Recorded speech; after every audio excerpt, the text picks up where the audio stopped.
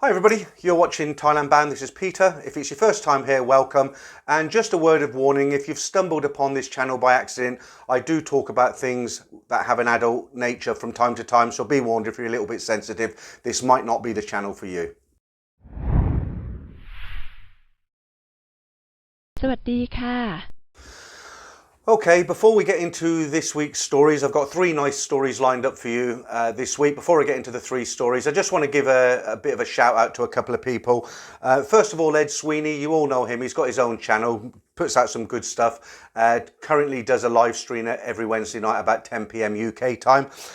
If you remember, do you remember last week on the last relationship video, I was telling you about some of the negative comments I get, and I've got to say thank you to you guys once again. I've had so many messages of support, say continue what you're doing, you know, those guys don't have to watch if they don't want to, and you know, I do appreciate it because it keeps me motivated to keep churning out these stories.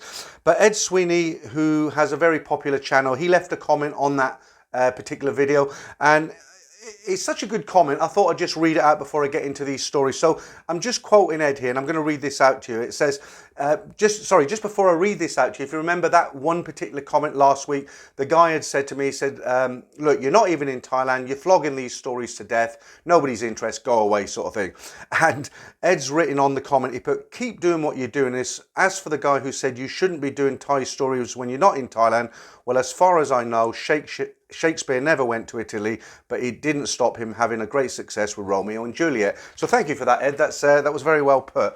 Okay, and the second shout out I want to give out is to a guy. He's got a small channel. Hopefully it'll grow after this. It's Jimmy Boy's Movies, and I will put a link in the description. And what Jimmy Boy's Movies is about, he compares.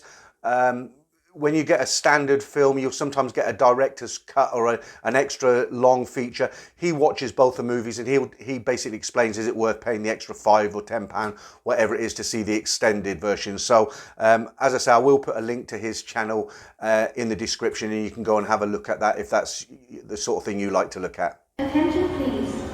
This is the final call of Thai Airways International Flight. Okay, so let's kick straight off with these three stories. They're pretty good. There is some positive and, as always, some negative, I'm afraid. So here we go. As I'm stuck in my hotel on just my second day of quarantine, I thought I'd send you a brief story. I stopped full-time work when I was 15 and came to Asia on a cycling holiday through parts of Thailand, Vietnam and Cambodia. Then I went to Pattaya to do a diving course and have some R&R. After 3 weeks cycling, naturally, I availed of what was on offer and had a great time with some of the female company. But one bar girl stood out from the rest. In addition to working in a go-go bar, she was also doing courses in English and computer studies. Her ambition to better herself impressed me, and we spent some regular time together. As I now write books, I only really work for about 6 weeks a year. So I came back to Thailand for a few months, bought a small condo in South Pattaya near Friendship, and invited the Thai girl to move in with me. About a year later, I sent her on a 1-year course at a Bangkok hospital specialising in care for the elderly before we moved to the UK. That was about 15 years ago. We've since then got married and spend most of our time in my house in a British seaside town you know well, and also spend a few months each winter in Thailand. We've also been on a 6 months round trip round the world once, and we will be doing that again once the COVID-19 crisis is over. My Thai wife is a better skier than me. I think it's because the Buddhist philosophy of reincarnation makes her unafraid to go rushing down the most challenging black ski runs that terrify me. She also beats me at tennis, and she cycles faster than me. I gave her a fairly generous allowance for herself. I gave her a fairly generous allowance and to look after her family, her 2 sisters and their children. However, as there's a desperate shortage of carers in Britain to look after the elderly, particularly those with Alzheimer's disease, my wife also has a full-time job working in a care home here in the UK. Although she only gets a minimum wage in Britain, this equals about 70,000 baht per month, which is a pretty decent wage when converted to Thai baht. Obviously, I can't be certain we'd stay together until I am no longer in this world, but we've already been together for 15 years, and to think that I met her in Pattaya, and she worked in a go-go bar. All the best, David. So that's quite a nice story, isn't it? It's very positive. It's so unusual. I don't really know any relationships that have worked out with girls who worked in go-go bars, but well done there, David. Let's hope you have another 15 years. โปรดทราบประกาศครั้งสุดท้ายของสายการบิน Okay, so the second story unfortunately isn't quite as positive as that one. We're back to what we normally read out on this channel. Okay, so I have read all the Thai subject books and the best is Private Dancer. I went online and chatted with several ladies in Chiang Mai. A lady from Lampang took my interest. Didn't think she was a bar girl. On my arrival in Chiang Mai, we agreed to meet and go out to dinner. Things went on from there as they do. We did some tours in her car and everything was good. Nice lady, mid-40s. I wanted to rent an apartment in Chiang Mai and we drove around and looked at a few. Then she said, why don't I move into her apartment and we'll just split the expenses? I checked it out. It seemed like a pretty good area. I bought some furniture and a few bits and pieces. A few alarm bells should have started going off because she said her car needed some work done and that she was looking for a shop to rent. I thought car repairs okay, I don't mind helping out because she was driving me around. I had to go back to Australia and left a few things in the apartment, gave her 25,000 baht to help with expenses while I was away. Now this is where the story gets good. About 1 week before I was due to come back, I got a photo message from her in a coffee shop. She said she was in Lampang. The next day I got another photograph from her in the same dress and her hairstyle looked the same. Overlooking the Pei Gorge. I know exactly where the photo was taken because I had been there a few times. In the photo, it was a smoky atmosphere, in brackets he put burning season, about March, so I asked her what she was doing up in Pei. She says, she was there last Christmas. I know she was lying because I was there last December and the atmosphere was clear. Also, she had on the same dress and there was the arm of a foreigner in the picture. She tried sending me a whole lot of photographs where she was at the time. Oh well, another one bites the dust. I was not happy as I misjudged this woman, believing her to be different and decent. She wasn't. I ended up spending the rest of my trip alone and I was pretty annoyed about the whole thing. To be fair, she was very unlucky because if it was only for the fact that I had already visited the location of the photograph she sent me that I knew she was lying. She had no idea I had visited this location. If she had, she would not have sent the photograph and most likely would have got away with it. You would have thought that I would have known better after that last episode. However, several months later, I was heading back to Pattaya and had a few girls contact me on the app line. If you don't know what line is, it's kind of like, it's WhatsApp. It's like WhatsApp. It's an app and it's the big one in Thailand. Everybody uses Line. They don't really use anything else. So that's how most people communicate. Moving forward to this period, I had rented a nice townhouse in Chiang Mai and had bought myself a motorbike. One girl online was quite aggressive and wanted to meet me immediately. She was attractive and again in her mid-40s. She told me that she was divorced from an Irishman. He's put in brackets. Actually, I later found out that she was still married to him. I said okay and agreed to meet her. She told me that she worked in a bar. That alarm bell should have gone off immediately, but they didn't. I guess I was just excited at the thought of meeting her and my guard was down. Anyway, I went to the bar and met her. She was very attractive and spoke good English. She told me that she had land in Sisiket in Isan. Her mother, sister, her 6-year-old daughter lived in Chonburi. I bought her a couple of nice dresses and we got on quite well. She said she wanted to look after me for the rest of my life. I know how stupid this is going to make me look, but I actually believed her as we seemed very compatible and we were getting on great. I had to go back to Australia and this girl continued working at her bar. We communicated most days as it is so easy now with all these free apps available. About a month later, I came back and foolishly bought her out of the bar for 6,000 baht. Her name was Anong. We visited Pattaya on a short little holiday, but Anong was a heavy drinker and always wanted to stay out late drinking at my expense. I told Anong that I wanted to go back to my townhouse in Chiang Mai. I thought this would break the constant cycle of heavy drinking and taking her out of the bar scene in Pattaya. I bought air tickets and flew up to Chiang Mai. Upon arriving, I tried to get a grab taxi from the airport, but then found out that grab taxis are not allowed to come into the airport to pick up. We had to walk outside to get a taxi. Anong got all hot and bothered and started verbally abusing me. We arrived at a hotel as I hadn't taken over my townhouse yet, and Anong said that she wanted to go back to Pattaya right away. I said fine, good riddance, and I got her a taxi to the bus station. I stayed in Chiang Mai and had met some other women to make up for lost time with this dreadful girl Anong. I would go back to Pattaya at some stage in the future. In the meantime, Anong kept contacting me saying that she wanted me back. She probably lost face with the other girls at the bar. This went on for about a week and I eventually decided to head back to Pattaya. Another arrangement didn't work out that night, so stupid me, I relented and contacted Anong again. She wanted to go back to Chiang Mai and suggested she bring her girlfriend with her, so they came up on the bus. We had a pretty good time for a week, then her girlfriend went back to Pattaya. 1 month when I went back to Australia, Anong stayed with her daughter in Chonburi, in brackets he's put I think. I had to go to North America for 4 weeks. I suggested that Anong stay in the townhouse. I was good friends with a lady who owned a bar/restaurant. She agreed to give Anong a job as a waitress. I never fully trusted Anong, so I told the lady to keep an eye on her and tell me if she started any nonsense. We communicated all the time, and again using the Line app. Anong had a motorbike to use. She was a good housekeeper and cleaned, cooked and did washing.